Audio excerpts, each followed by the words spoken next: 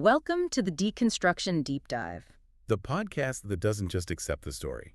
We break it We examine the pieces. and expose the machinery inside. Let's dive in. What if everything about finding your divine purpose isn't just comforting, but is strategically designed to keep you perpetually searching rather than building? That is the core skeptical question today, and you, the listener, are joining us for a deep dive into the architectural blueprint of one of the most popular and, let's face it, emotionally powerful transformational frameworks out there right now. Our mission today is pretty surgical. We're deconstructing a really potent speaking framework. Specifically, we're looking at the core ideas underpinning Lisa Nichols' The Secret to Finding Your Purpose and Owning Your Voice. From that Mindvalley Live Dubai 2025 talk. Yeah, it's a powerhouse example. Definitely. It's one of the most effective delivery systems for personal transformation being taught today. You see variations everywhere. And let's be crystal clear up front. We are not analyzing the speaker's intentions. Lisa Nichols is obviously brilliant, incredibly effective at what she does, no question. Absolutely. Our focus is different. We're analyzing the structural integrity of the message itself. We're treating this whole system like a massive a kind of mental cathedral. I like that. A mental cathedral. And we're basically bringing out the architectural guides, the blueprints to figure out what holds it up. And maybe more importantly, what are the structural flaws that ensure you kind of have to keep paying the metaphysical dues just to stay inside. And we've got the sources. We've dug into the required beliefs, the metaphysics you have to swallow, the powerful rhetoric that makes it stick, the undeniable psychological effects. It does work on people. Oh, absolutely. But also the logical vulnerabilities, the cracks in the foundation that make the whole thing, vulnerable to collapse if you, the user, ever really question that core foundation.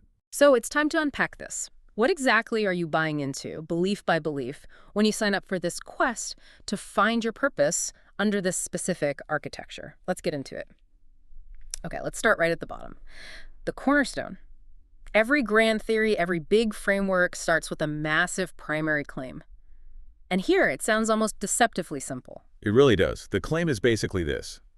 There's a universal human capacity for discovering your purpose, innate, inside you. Right. And crucially, this discovery is achieved through the raw, authentic expression of your voice, whatever that means. And what's immediately fascinating here, and what you, the listener, really need to get your head around, is the foundational philosophical tension this whole thing rests on. It's huge. Okay. We're essentially dealing with this ancient conflict between two ways of thinking about meaning. The teleological view and the existential view.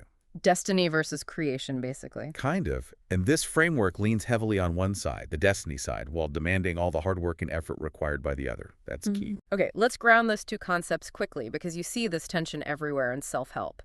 So the teleological framework, what's it telling us? Lay it out. Okay, so teleological, it comes from the Greek telos, which means end or purpose. It basically presupposes that meaning is inherent. It's already there. Baked in. Exactly, baked in. It suggests you were created with a preordained purpose, an innate destiny. In the sources we looked at, they often call it a divine assignment. Right, the assignment you were born for. Think of it like you've been given a pre-drawn map. Your job isn't to draw the map. Your job is to find the map someone else drew for you, follow the coordinates, and arrive at this destination that was supposedly waiting for you all along. And the appeal is obvious. That offers immense comfort, right? Certainty. Takes the pressure off. Totally. It lifts a massive psychological weight. But then you have the other side, the existential approach. Much tougher. Yeah, much more challenging, but maybe ultimately more liberating. Could be. The existential view argues that meaning isn't found at all. It's created. Or maybe constructed. It happens through radical action, through commitment, through personal choice, day after day. So the map is blank. Completely blank. And you are the one drawing the coordinates yourself with every choice you make. And those coordinates might even change over time. It's not fixed. So this model demands, what, courage? Courage in the face of potential meaninglessness. Exactly. Whereas the teleological model promises meaning despite the chaos. And the architecture we're dissecting today, this Find Your Purpose Cathedral, it tries to weld these two together. That's the tension. It promises the comforting certainty of the teleological map. Your divine assignment is waiting. Yeah. But then it demands the relentless, often really painful effort and personal investment that the existentialist needs to draw their own map. Okay, so that's the first layer of complexity, the foundational fault line, hashtag tag 1.2, the foundational metaphysics, what must you believe? Right. So to even get metaphorically through those big bronze doors of this mental cathedral, you have to agree to certain non-negotiable foundational beliefs. Think of them as the 4 pillars holding the whole roof up. A kind of metaphysical contract you sign at the door? Precisely, and you have to sign it. Pillar 1, the teleological assumption. This is the absolute mandatory entry requirement. No getting around it. So unpack that. What does it mean in practice? It means you must presuppose, you must just accept on faith the existence of that innate preordained purpose, that divine assignment. So if you walk in thinking life might be random or meaning is something you build, The framework just doesn't compute. It won't work for you. You have to start by believing you're not a blank slate. You're like a programmed masterpiece just waiting for the right activation key. and the payoff for accepting that belief. The payoff is huge psychologically. It suggests the universe isn't random or indifferent. It's just your suffering, your struggles. They weren't meaningless. They were part of a grand design preparing you. Comforting. Yeah, right. Immensely. Okay, so that's pillar 1. What's pillar 2 built on top of that? Pillar 2 is the anthropological view, how it sees human beings. And it frames every single person as an unrepeatable miracle, a vessel carrying unique, totally irreplaceable contributions. Ah, okay. That's a brilliant rhetorical move. Isn't it? Yeah. Because it immediately vaccinates you against the most paralyzing human fear. The fear of being insignificant, replaceable, ordinary. It feeds the ego. Beautifully. Totally. And if you are an unrepeatable miracle, then your flaws, your quirks, your past mistakes, they aren't really flaws anymore. They're just part of the unique design. Exactly. They're the unique contours of the special vessel that houses your divine purpose. So any personal characteristic that might actually be a weakness in, say, a normal job market, Like being disorganized or overly emotional. that's reframed as an essential, even beautiful feature of your unique destiny. It also very cleverly eliminates the possibility that maybe you just don't find a grand purpose. Because if you're an unrepeatable miracle with a guaranteed divine assignment, Then failure to find that purpose can never be the fault of the universe being indifferent or the map not existing. it can only ever be your fault. Right. Your insufficient searching, or maybe your lack of authentic expression. You didn't try hard enough. You weren't vulnerable enough. That's a crucial self-sealing mechanism, isn't it? The system can never fail, only the individual can. Bingo. Okay, pillar 3. The epistemological stance. This is about how you determine what's true within this system. How do you know you're on the right track? The framework asserts that truth, the real truth about your purpose, is accessed primarily through radical self-honesty and, critically, emotional vulnerability, deep feeling. Okay, the sources we looked at really zeroed in on a dangerous equivalence here. This idea that within this system, deep feeling gets equated with ultimate truth. Why is that such a massive, deliberate structural choice? Because it tells you to stop relying on external validation, stop looking at data, stop listening to logical arguments, stop needing peer assessment, and instead just trust your gut, trust your emotional resonance. If it feels right. If the idea of your purpose feels profoundly right, if it makes you weep, if it stirs up these huge, deep emotions, the system presents that feeling as proof. Not just proof that you're psychologically ready, but proof of the ontological truth, like proof the divine assignment really exists. Precisely. Yeah. It bypasses your rational brain entirely. Your tears become the data. And that's just genius from a sales and persuasion perspective, isn't it? If I, as the speaker on stage, can make you cry Then I've just validated my entire metaphysical premise for you. without needing a single shred of verifiable external evidence. At the perfectly closed internal validation loop. Okay, and finally, the 4th pillar, the temporal orientation, how it frames time and your identity within it. Where does this put you? Past, present, future? It anchors identity construction always to a defined, implicitly guaranteed future projection. The you you're destined to become. Exactly. The present moment, your current struggles, your messy reality right now, it's always framed as such a time as this. Meaning your current struggle, your debt, your depression, whatever it is, it's not just random suffering. Oh no, it's simply a necessary staging ground, essential preparation. For your eventual guaranteed success story. The big reveal. Right, so you're always looking ahead, always preparing for the unveiling of your full, perfected, purposed self. It locks you into this perpetual state of anticipation, always becoming, never quite being. Hashtag 1.3, the rhetorical load-bearing elements, why it engages. Okay, so those are the foundational beliefs you have to accept just to get in the door. But belief itself can be kind of cold, right? Abstract. Yeah, you need more than just intellectual agreement. Exactly. So how does the architecture generate the necessary emotional heat to make those beliefs really stick, to make them feel viscerally true? That's where the rhetorical load-bearing elements come in.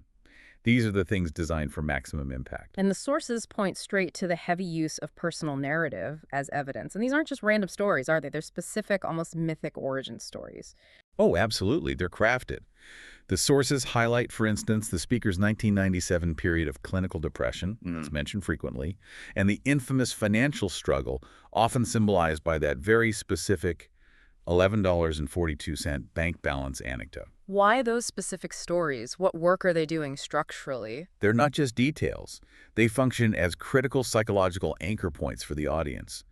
By sharing these extreme traumas hitting rock bottom, basically, the speaker establishes immense credibility. It proves the resurrection narrative, right? Exactly. It screams, look, I was destroyed. I was lower than you can probably even imagine, and this system, the one I'm selling you, is what brought me back. Therefore, it will work for you too. The vulnerability is incredibly powerful. It creates this immediate, deep emotional connection. When the speaker talks about that $11.42, You, the listener, you immediately mapped your own financial anxieties, your own past failures onto that number. You connect. and that shared vulnerability makes the subsequent success story, the resurrection, feel like a guaranteed path for you, rather than just, a lucky break or an exceptional outlier case. And that journey from rock bottom to success is always punctuated by these powerful symbols of, like, divine vindication. The source specifically highlights the Oprah couch symbolism. That's huge. Explain that, the trajectory. The trajectory from appearing on Oprah back in 2007 to then getting the fulfillment of her own show, the Lisa Nichols show, in 2009, it creates this perfect, almost irresistible narrative arc. It frames success not as something messy and complex like involving luck or relentless networking or maybe just being in the right market at the right time. No. It frames success as a promised, guaranteed payoff. The reward for persistent, authentic expression. It implicitly says, the universe saw my authentic voice, it recognized my divine assignment, and it rewarded me with the ultimate symbol of external validation, the Oprah stamp of approval. Which bypasses all the messy bits of reality. Completely. And this massive personal narrative of self-vindication gets amplified even further through one final emotional lever, the intergenerational legacy framing. The idea that someone's watching you right now. Your kids, your ancestors. Yes, which is rhetorically brilliant, but also, you could argue, highly manipulative, because it places this immense moral weight on your personal search for purpose. You're not just doing it for yourself anymore. Exactly. You're suddenly morally obligated to break generational curses, to inspire future relatives you haven't even met. So if you feel like giving up, if you stop searching... You're not just letting yourself down. You're failing your ancestors. You're failing your unborn children. Right. It's an incredibly high-stakes emotional leverage point designed to prevent you from ever quitting the search. Yeah. Quitting becomes a moral failure. Okay, so you've got the beliefs, the narratives, the emotional hooks. What about the actual techniques used in the room, in the moment, to seal the deal? Right. The persuasive techniques. This is about the live experience. It includes high energy, participatory stuff, lots of call and response patterns. Yeah. Getting the audience to shout things back, declare things. Yeah. Moving it from just passively listening to a lecture to actively participating in a shared ritual. That really weaponizes group conformity, group energy. And physical movement too, right? Standing up, declaration ritual. Absolutely. Standing, raising hands, making declarations. And all of this is usually combined with sophisticated musical atmosphere manipulation. Using music to deliberately prime emotions, build crescendos. So it bypasses your irrational defenses completely. Pretty much. When the lights go down, the emotional music swells, and you're standing up with 1,000 other people shouting, "I am an unrepeatable miracle." You're not really logically engaging with the philosophical concept of a divine assignment anymore. You're just feeling it. You're experiencing a powerful, collective, emotional peak that feels like confirmation, like truth. And that feeling instantly validates the entire framework, the whole cathedral, that emotional engineering. That's the architectural genius and the danger of this model. Okay, So we've admired the architecture, felt the emotional power. Now let's bring out the skeptic's scalpel. Because for all its inspirational force and psychological cleverness, this cathedral has some major structural flaws. Cracks in the foundation that, if you really look at them, threaten the whole edifice. And the first big one, we're calling it the metaphysical mortgage. It's the perfect term, isn't it? Explain what that means. What's the cost? It's the price of admission. Simple as that. To gain that immense emotional stability, that guaranteed hope, that feeling of destiny that the framework offers, you have to take out a massive high-interest mortgage on reality itself. Meaning you have to unconditionally accept that fundamental assumption we talked about, the universal divine purpose, without any requirement for actual empirical verification. You just have to believe it. You're basically forced to operate entirely on faith over data. The system offers you comfort, but the price is suspending your critical thinking. And the deepest flaw here, the one the source is really hammered, is that logical error of equating emotional resonance with ontological truth. Yeah, let's break that down because it's critical. Ontological truth means the way the world actually is, independent of how we feel about it. Reality. Reality. Emotional resonance, on the other hand, is purely subjective. It's a feeling. So if the idea of your divine assignment resonates really deeply, if it makes you cry during that seminar, The system tells you. the system explicitly or implicitly tells you that feeling is the proof. That proves it exists and that it's yours. But hold on, crying during a powerful emotional moment, whether it's a seminar or, watching a sad movie, that's profound psychological state, sure. It's often a release of tension, maybe even skillfully manufactured by rhetoric. Right. But it says absolutely nothing about the actual existence or nature of some pre-existing destiny waiting for you out there in the universe. It confuses a powerful subjective experience with objective reality. Exactly. And what's really insidious about this mechanism is that it actively discourages you from trying to critically validate the claim. If you start to apply logic, if you ask, wait a minute, where's the actual data supporting the existence of these divine assignments for everyone? How does the framework handle that questioning? It labels that internal rational questioning as fear, or maybe a lack of self-trust, or you're being negative. It shuts down the inquiry. So it seals itself off from logical challenge, another self-sealing mechanism. Precisely. Protecting that core vulnerability. #TAG 2.2, evidence fragility and selection bias. Okay, let's move from the shaky metaphysical foundation to the actual construction materials. What's the observable evidence used to prop up this grand structure? The sources point to, frankly, massive evidence fragility. Yeah, the primary support for the entire framework seems to rely almost entirely on anecdotal success stories, personal testimonies. We heard the Oprah narrative example. You hear the stories of amazing financial turnarounds, rags to riches. These are emotionally powerful, no doubt. Hugely powerful. But they are still just individual data points. They're anecdotes. We're being asked to accept these personal transformations as the sole measure of the system's efficacy. Which, as skeptics, immediately makes us ask, okay, where are the actual studies? Where are the randomized control trials? Right. If this framework is as universally effective as claimed, where's the data showing that people who go through this specific system discover and achieve their purpose at a statistically significantly higher rate than, say, a control group? Or even compared to people using just a generic goal-setting framework or maybe getting standard therapy, where's the comparative data? The sources we reviewed note the complete absence of any systematic outcome studies like that. And when you're dealing with something as complex as human transformation, you absolutely have to disentangle correlation from causation. Did the framework actually cause the success, or was the person maybe already a highly motivated, high-agency individual? Who just needed a powerful, affirming story or structure to help them focus their pre-existing drive and talents. Without control groups, without rigorous methodology, we simply don't know.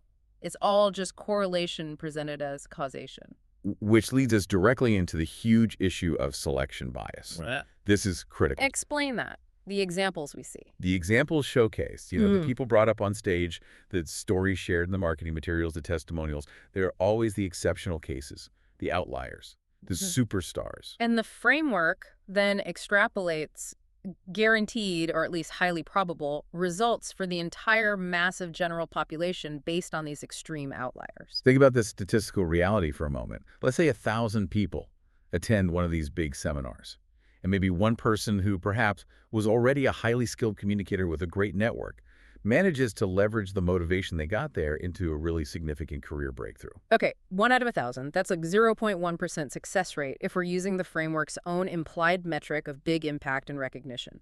Right. But the framework doesn't present it that way. It uses that one dramatic success story, that incredible outlier, to motivate and sell the dream to the other 999 people. Setting them up with totally unrealistic expectations based on the exceptional few. Exactly. And this creates another critical structural vulnerability. Because when the vast majority, the 999, inevitably fail to hit that same high mark. The framework doesn't blame itself. Never. Because of its internal logic, the failure is always blamed back on their insufficient authenticity, their lack of courage, their failure to fully express their voice, never on the framework's own methodological flaws or its misleading marketing. Hashtag tag 2.3 internal coherence challenges, the paradoxes of transformation. And it gets even more complex. Because even if you somehow accept the shaky metaphysical foundation and the anecdotal evidence, the framework itself seems deliberately designed with these built-in logical contradictions. Paradoxes. Paradoxes that are essential to how it functions. Yes, arguably essential.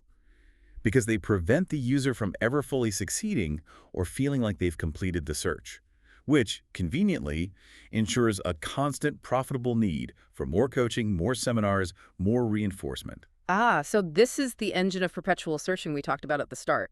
Okay. Give us an example. What's the paradox of perfection? Okay, so the framework simultaneously asserts very strongly, you are perfect just as you are right now, unconditionally accepted. Which you need to hear, right? For immediate self-acceptance, to lower defenses, to feel safe enough to be vulnerable. Exactly. It's necessary for emotional buy-in.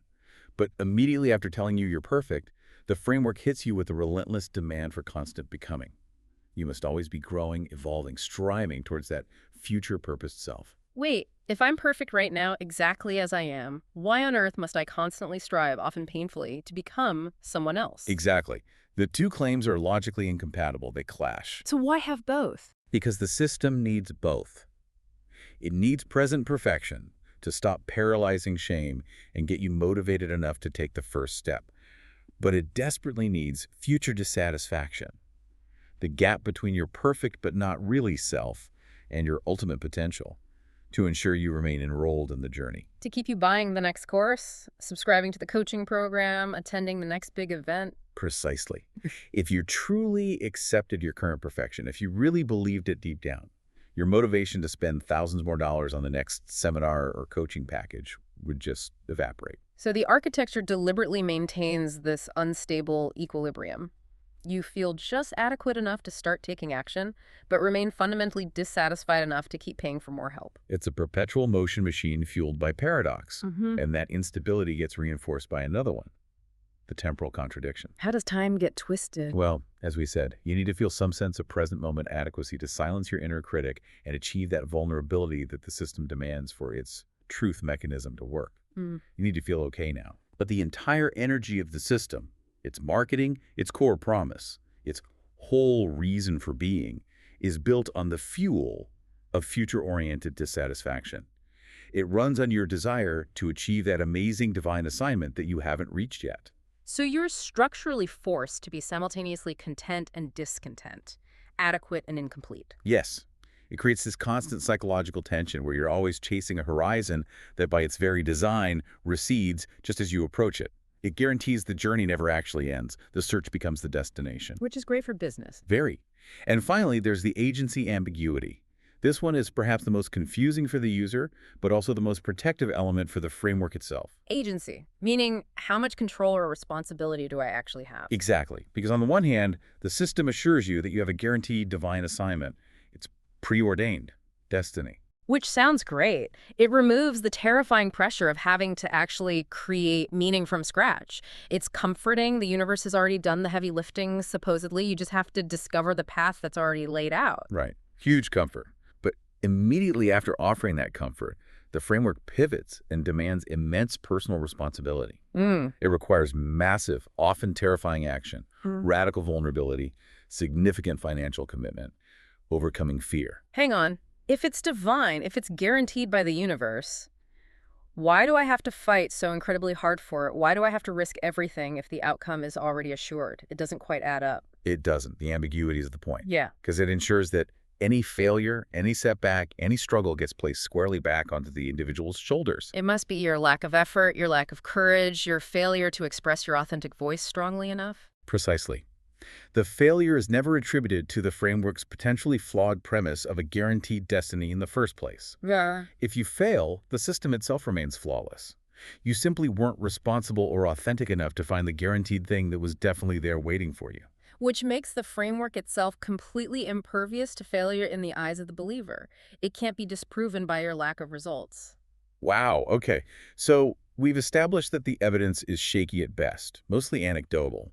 The core metaphysics are unsupported, requiring a leap of faith, and the internal logic seems deliberately contradictory, creating perpetual need. Right. It sounds like it shouldn't work at all. Exactly. Yeah. Yet, millions of people enroll in these kinds of programs. Millions feel genuinely transformed. Millions sincerely credit these systems with turning their lives around, achieving success. Why? What's going on? This is where we have to shift focus to the psychological efficacy. Why, despite the logical flaws, people feel it works, and often act like it works. It's tapping into something powerful psychologically. Incredibly powerful. It works because it employs extremely sophisticated psychological mechanisms that don't actually rely on the truth of the divine assignment for activation. They only rely on your belief in it and the emotional leverage that belief provides. Okay, what's the core method here? At its heart, it's about behavioral activation and identity reconstruction, getting you to act differently and see yourself differently. Right. The system facilitates immediate future self-projection. It uses these powerful vision casting exercises, declaration rituals. Yeah, where you're forced to vividly imagine your life, say 10 years down the road after you've fulfilled your grand purpose. You feel it, taste it, see it. And what does that do to your brain? It essentially tricks your brain into starting to treat that idealized, perfected future self as a kind of current reality. It creates a powerful motivational pull, and that drives immediate, sometimes significant behavioral changes in the present. You start acting as if you are already that person. And it hacks your commitment mechanism. You can say that. And then there's the immense power of cognitive reframing. This is one of the biggest psychological levers they pull, and it's very effective. Reframing what? Reframing your entire past. Every limitation, every failure, every trauma, the clinical depression story, the $11.42 bank balance is instantly recategorized. It's no longer seen as a random setback, a sign of weakness, or just bad luck. Instead, it becomes Necessary preparation, essential training. The universe was deliberately forging you, building the unique vessel required for your special voice and destiny. Wow. The narrative coherence that provides must be immense. It's huge. It essentially says, your trauma wasn't meaningless. It was a calibrated process designed specifically for you. Your suffering had a secret purpose all along. Which transforms shame into destiny. It grants meaning to potentially meaningless suffering. That provides incredible psychological relief. Absolutely. And it justifies all the current effort and expense required to finally cash in on that past suffering by fulfilling the purpose it was supposedly preparing you for. Okay, so future self-projection, cognitive reframing. What else makes it stick? The other absolutely essential engine is social contagion and social reinforcement. The sources we looked at call this tribal alignment. Being in the room, the group effect. Exactly. You're placed in a highly charged environment, a live seminar room, or maybe a very active online community with hundreds, sometimes thousands, of other people who have all enthusiastically bought into the same foundational metaphysical contract. They all believe. And that collective energy, it's palpable, right? It's incredibly powerful. It creates this intense accountability structure, even if it's implicit. If you personally harbor doubts or skepticism, the sheer force of the collective energy, the group belief, tends to push you forward, sweep you along. Individual breakthroughs might be facilitated not just by the speaker's charisma, but by the overwhelming, highly charged group belief itself. It leverages basic conformity pressures. It becomes incredibly difficult for that little skeptical, rational voice inside your head to speak up when everyone else in the cathedral is on their feet, cheering, crying, and declaring their divine assignment at maximum volume. You want to belong. Hashtag tag 3.2 therapeutic mechanisms, the hidden placebo effect. Now, we do need to pause here for a moment and be fair. We have to acknowledge that there can be genuine, sometimes significant therapeutic benefits derived simply from the structure of this belief system itself. benefits that might happen regardless of whether the core metaphysical claim, the divine assignment, is actually true or not. Exactly. We're talking about things like the placebo effect, but operating on a grand life narrative scale. How does that work here? Well, simply believing you have a divine guaranteed purpose, that the universe is on your side, that success is inevitable if you're authentic. That belief itself can potentially enhance your performance. It can boost motivation, increase resilience when you inevitably face setbacks. It acts like a self-fulfilling prophecy, maybe, driven entirely by your own sincere belief, not by any external supernatural guarantee. Quite possibly. And furthermore, the narrative coherence we talked about, the way the framework neatly explains your past, present, and future, that drastically reduces ambiguity and anxiety. That's powerful cognitive dissonance reduction. Right. The world outside might feel chaotic, random, maybe unfair, but inside the system, you have a clear, comforting story. Everything that happened to me had to happen. It was all preparation, and I am now on a predefined, guaranteed track towards success and fulfillment. And that feeling of stability and meaning, even if the story providing it is ultimately fictional, can be immensely valuable psychologically, especially when you're navigating an uncertain world. It calms the chaos. And crucially, what about action? The framework does push people to act. Yes, and that's key. The ritualized declarations, the constant demand for courageous action despite fear. This initiates genuine behavioral momentum. Even if the metaphysical reasons behind the action are, let's say, questionable. Right. Even if the divine assignment is total bunk, the framework does often succeed in forcing people to break out of paralyzing stasis. It gives them that initial prompt, that kickstart. And the resulting action cycle, making the calls, building the website, creating the product, networking, that action is real. It leads to real-world interactions and potentially measurable results. Results which might happen regardless of whether they perfectly align with some imaginary divine assignment. Action creates opportunities. Momentum builds. That part is often real. Hashtag tag 3.3, the risk factors and universalization error. Okay, but this high-wire act of building your life on belief comes with some specific, pretty serious risks. We need to highlight these, especially for you, the listener, if you're evaluating whether this kind of framework is a viable long-term strategy. Absolutely. And the biggest risk, the one that looms over the whole structure, is metaphysical dependency. The sources were really clear on this danger. What does it mean? It means the user is building their entire sense of self-worth, maybe their career choices, their financial decisions, their very identity. All of it rests precariously on that foundational premise we keep coming back to. The actual existence of a personal divine purpose, guaranteed by the universe. So the whole structure depends on maintaining that core belief. Completely. So what happens if the user, down the line, starts to reject that foundational premise? Maybe because of repeated failures that the framework can't explain away anymore, or market rejection of their authentic voice, or maybe they just develop a more secular, evidence-based worldview over time. If that core belief in the divine assignment crumbles, Then the entire identity framework built upon it collapses. Everything comes crashing down. If that divine assignment is suddenly revealed to be perhaps just a useful psychological construction, a story you told yourself, then all the effort, the money spent, the sacrifices made over years, the identity you carefully built based on that premise, it can all suddenly feel fraudulent, wasted, meaningless. and the psychological crash resulting from that kind of profound disillusionment can be far, far worse than if they had perhaps started with the more honest, if initially less comforting, existential premise of having to create meaning all along. It's like building this glittering financial and psychological skyscraper, but realizing too late it was built on a theological swamp. If the theology fails, the whole structure just sinks violently. That's a good metaphor. Yeah. And let's just quickly reiterate that universalization error we touched on earlier, because it's the systemic design flaw that almost guarantees widespread disillusionment eventually. Right. The problem with generalizing from the superstars. It's the methodological flaw baked into the marketing and the narrative. The framework takes the incredible results achieved by a tiny handful of exceptional, often high-agency individuals, people who likely had pre-existing talents, resources, access, maybe just better luck, and then wrongly extrapolates those highly specific, highly contextual outcomes to the entire general population. Implying, or sometimes explicitly promising, that these are the guaranteed results you too will get if you just follow the steps authentically enough. Which sets up the vast majority of participants, the 99.9%, for inevitable disappointment, or at least for failure to meet the incredibly high standard of impact and recognition, which, remember, is the external success metric defined by the model itself. Right. It's not just about feeling good. It's about achieving that visible success, the Oprah couch equivalent. So if your divine purpose doesn't lead to high visibility or financial abundance or whatever your personal equivalent of the Oprah couch is, the system doesn't question itself. It just makes you feel like you haven't searched hard enough, or you weren't authentic enough, or you didn't take enough responsibility. Thus reinforcing the cycle of dependence and keeping you trapped in the search, possibly needing more coaching to figure out what you did wrong. It's a perfect loop.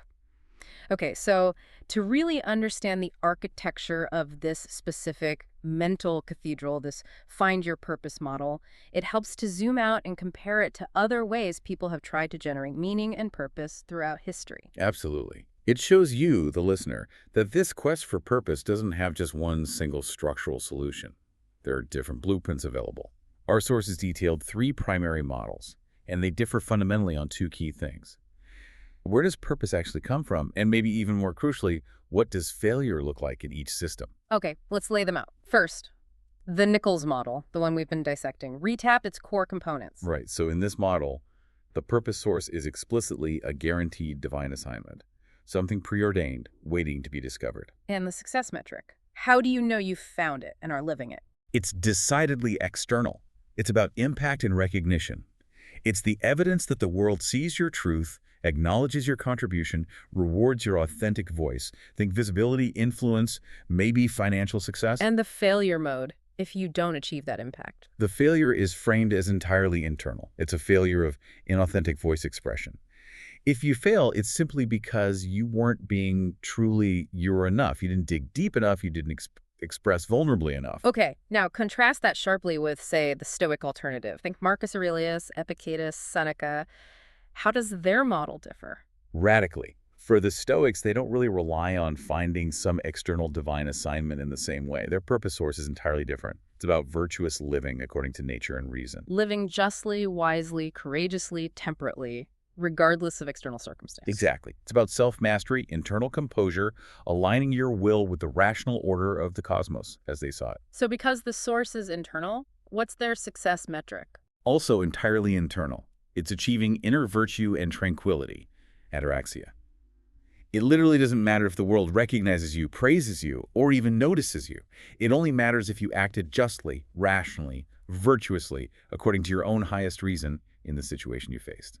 And their failure mode, then? Failure for a Stoic is vice and irrationality.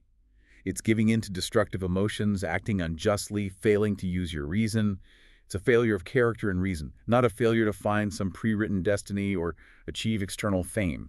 That Stoic model sounds incredibly robust psychologically, because success and failure, as they define it, are almost entirely within your own locus of control. The chaos of the outside world can't really rob you of your inner virtue, can it? That's the goal. Much more resilient, arguably. Okay, then you have the third option, the brutal but maybe liberating existential approach. Think Sartre, Camus, de Beauvoir. No divine assignments here, I'm guessing. Definitely not.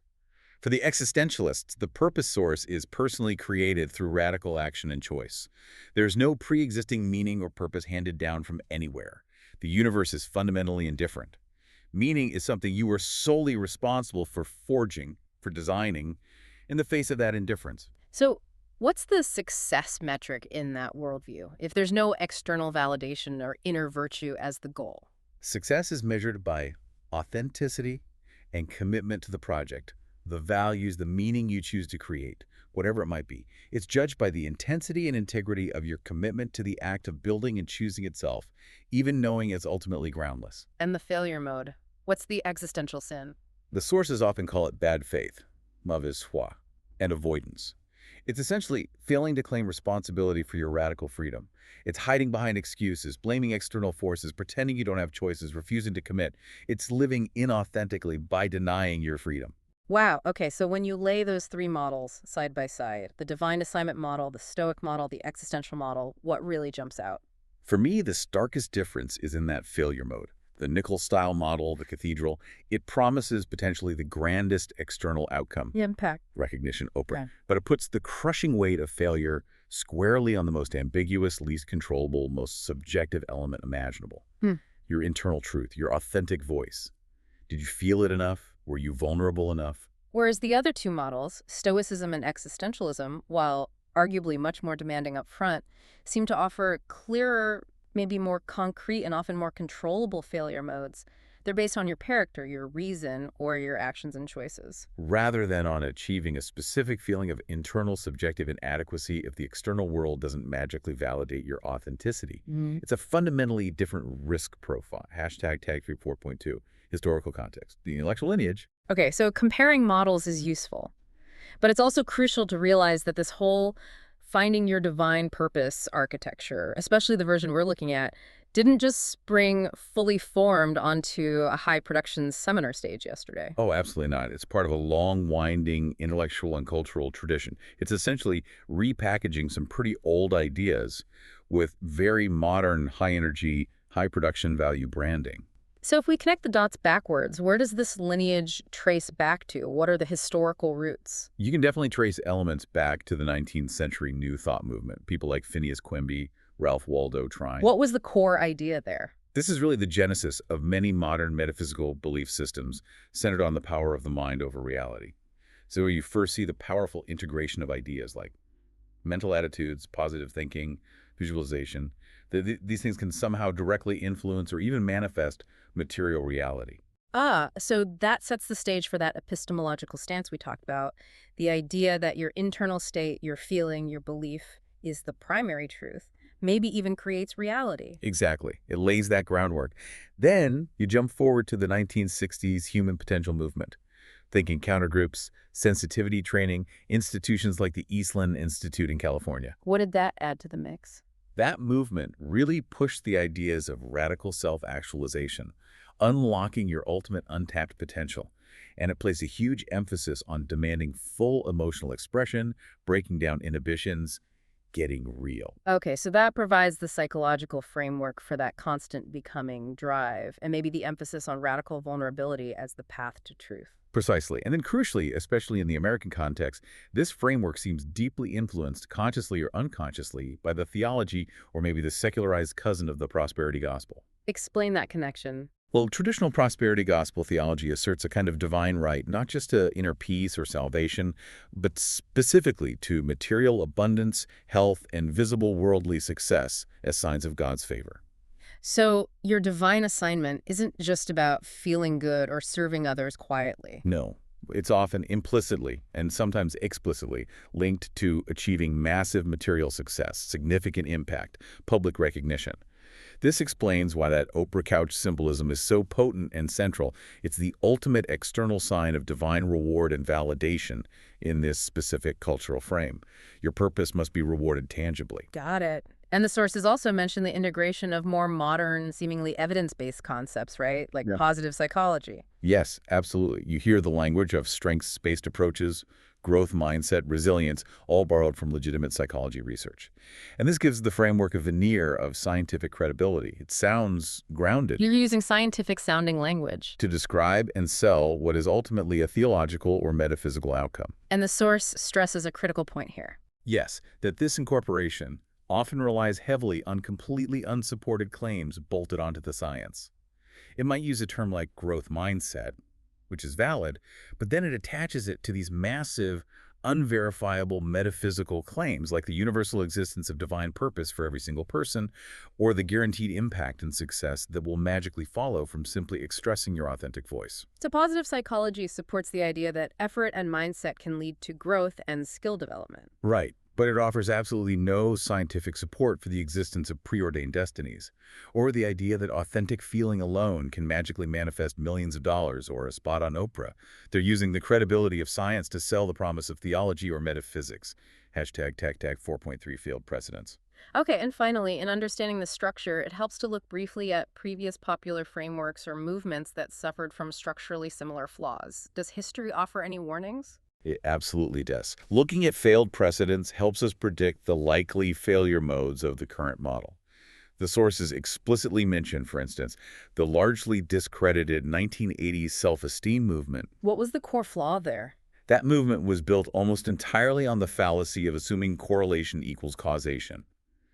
It believed that simply making people feel good about themselves, boosting their self-esteem, would automatically lead to higher achievement, better behavior, more success. It prioritized subjective feeling over objective competence or concrete skills. Exactly. And the results were, shall we say, underwhelming. feeling good doesn't automatically make you good at things. And the other big one, who could forget? The secret, and the whole broader framework of the law of attraction that exploded in the mid-2000s. What was the critical weakness there?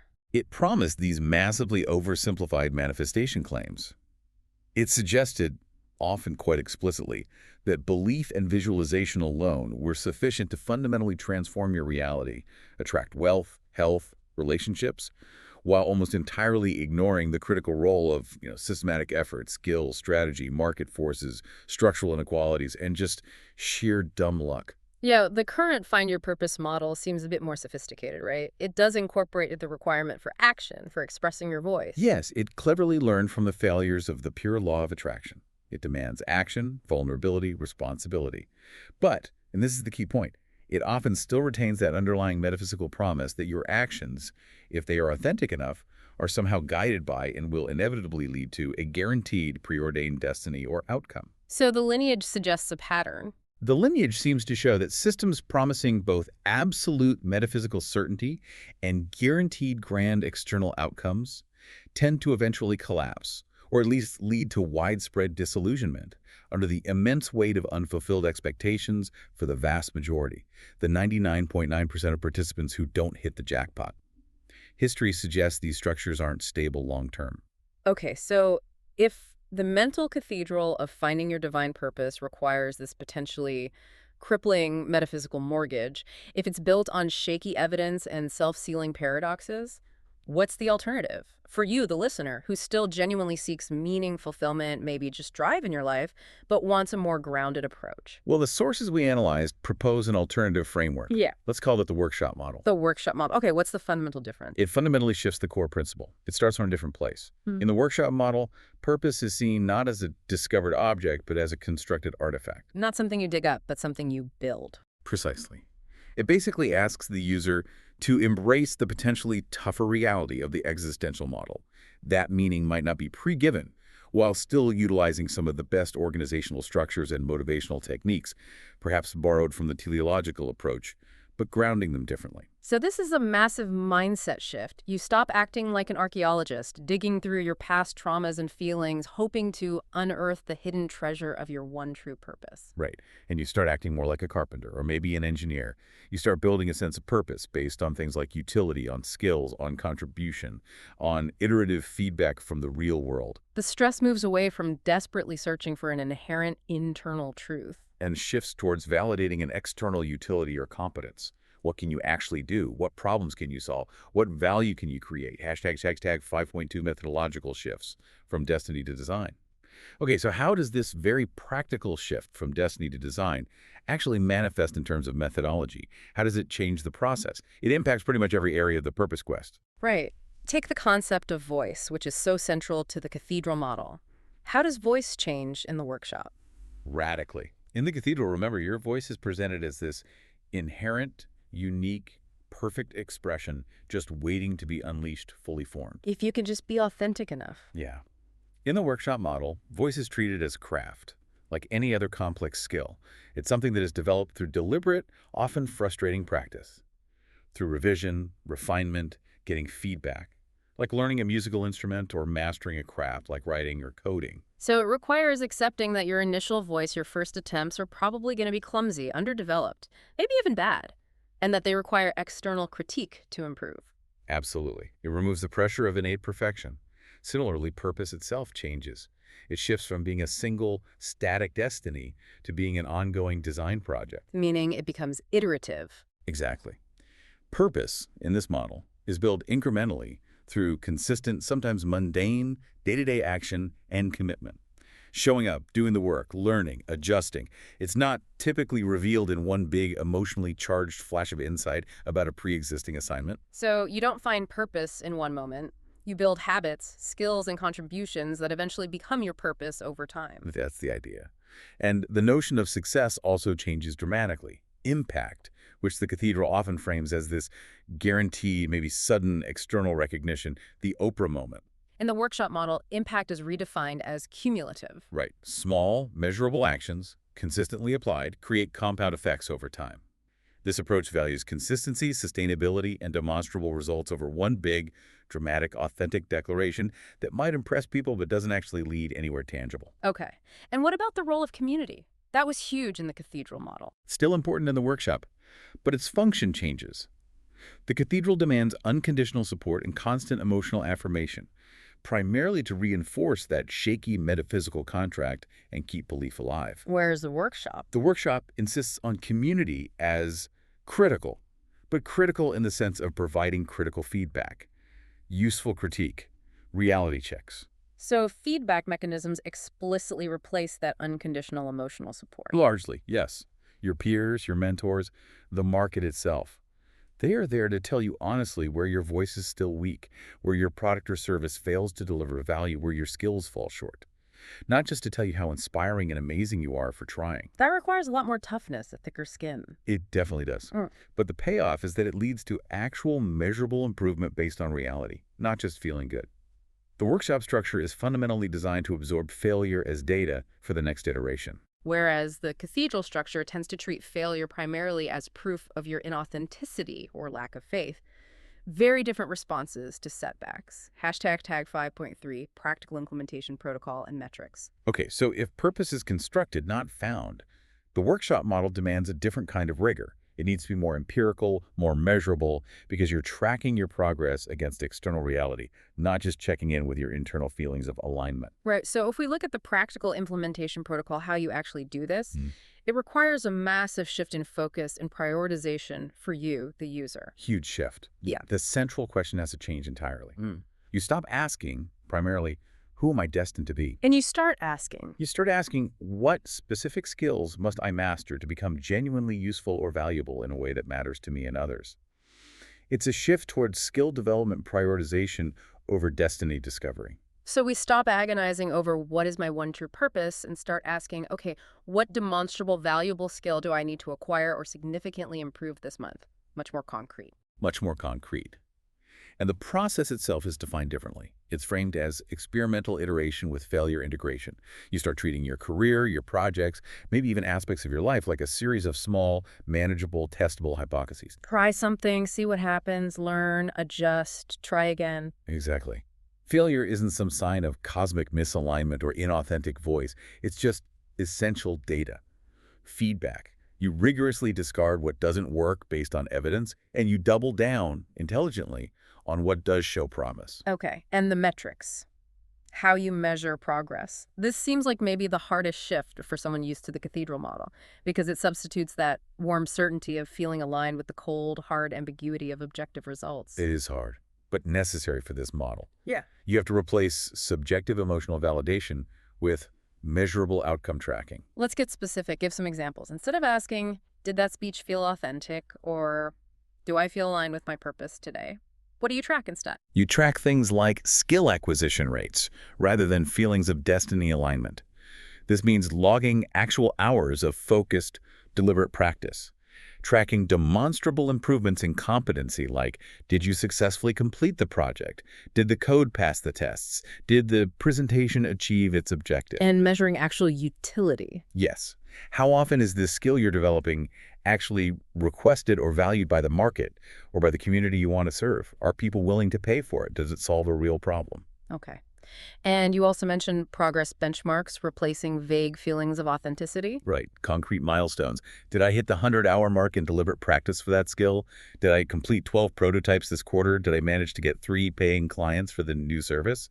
These are objective, verifiable benchmarks. They show movement. And crucially, you said peer assessment getting external feedback needs to balance or maybe even outweigh your own self-perception. Yes. This is tough for the ego, but vital.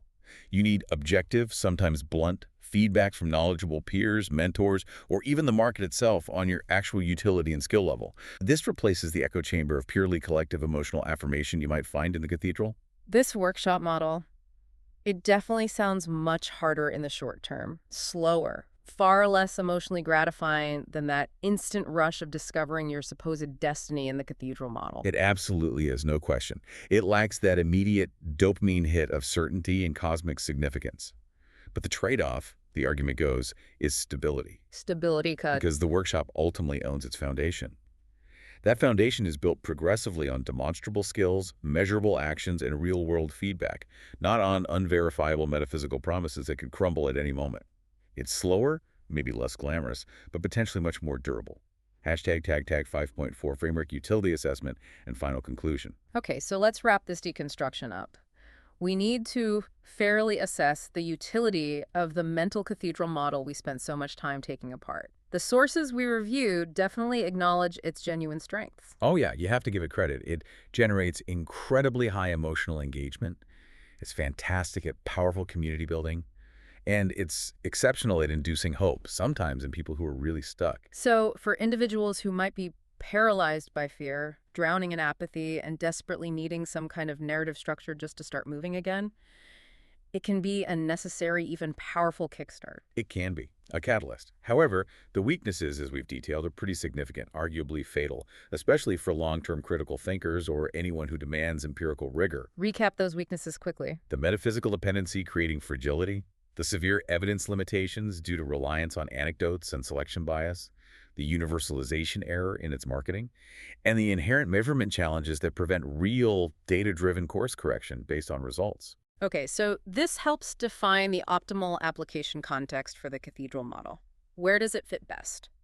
It seems to work best for individuals who are in a state of severe emotional stasis or overwhelm, who need an immediate, powerful, motivational framework to break inertia, and who are comfortable accepting teleological or metaphysical assumptions in exchange for the psychological comfort and certainty those assumptions provide. They prioritize immediate emotional relief and a sense of destiny over the need for empirical rigor or logical consistency. Right. Conversely, the contraindications are also clear. This model is likely not a good fit for people with strongly secular or skeptical worldviews, for those who require objective, empirical validation for claims, or for individuals or projects that need systematic outcome measurement to genuinely track progress and make rational adjustments. The workshop model, the construction approach, is built more for those people, the engineers, the scientists, the artists focused on craft, the radical pragmatists among us. Exactly. And this brings us right to the final synthesized conclusion from our sources. This is really the core takeaway, the distilled essence that you, the listener, need to carry forward as you decide how you want to approach your own quest for meaning or purpose. Okay, lay it on us. The cathedral inspires rapid, often exhilarating movement, but it requires ongoing, potentially crippling metaphysical mortgage payments and thrives on constant vulnerability.